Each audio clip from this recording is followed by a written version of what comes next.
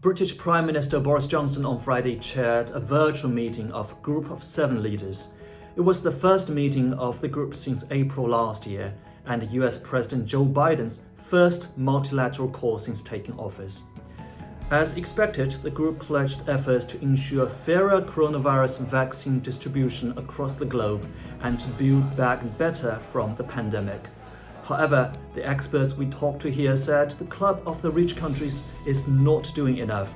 The G7 itself may also be a bit dated, with apparent lack of developing countries on board. A broader sense of global unity, unrestrained by a Cold War mentality, is imperative to tackle such global challenges as the coronavirus pandemic, economic recovery, and climate change. I think the big point about the G7 is that it is beginning to look a little bit dated. It represents the big economic powers of the 1970s and 80s, and there's been huge structural change since then. So arguably, the body that's important now, and certainly since 2008 and the great economic crisis of 2008, is another of these G bodies, the G20. And G20 is important because it does include the major 20 economies and, of course, China and India.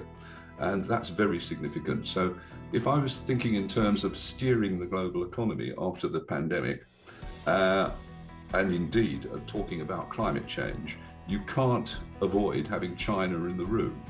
And I think if we are going to handle these global threats to humanity, which are not about casting one another as the bad guys in order to maintain a positive sense of self, but which are really about trying to imagine humanity as a unit rather than kind of national clubs.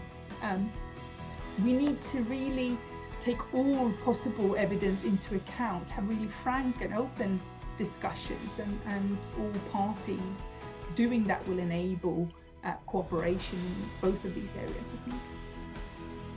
What I'm hoping we will see is some sensible debate from all sides, less of the scapegoating. G7 doesn't need China as a scapegoat in order to form this sense of self.